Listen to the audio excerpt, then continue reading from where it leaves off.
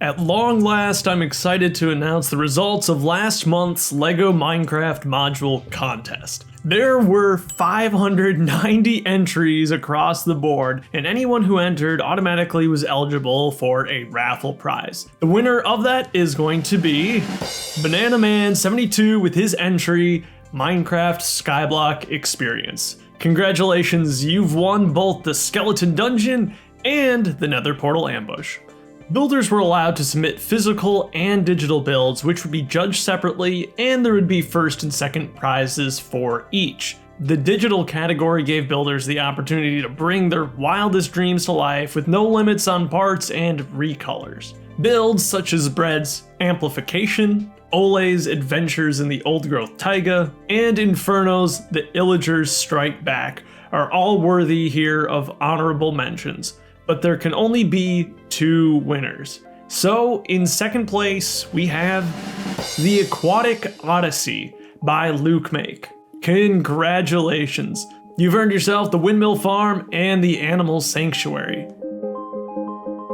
The winning digital build is actually the highest rated model in the entire competition at 66 out of 75 possible points. And that's going to be Enderlion's Steam Flowers. It's original, beautifully presented, and features a multitude of awesome building techniques. Congratulations, you've won the Ender Dragon and Endship, and also the Cherry Blossom Grove set. And finally, let's go to the physical submissions. I've naturally got a soft spot for these physical builds, and it's so cool to see these amazing starts to so many LEGO Minecraft worlds. There's the awesome techniques of Gavin64's The Chunk of Oasis, the incredible lighting effects of Mr. Snail's Portal of Doom, and the delightful vibrancy and life in Hop7's Community Mineshaft, all of which are worthy of an honorable mention.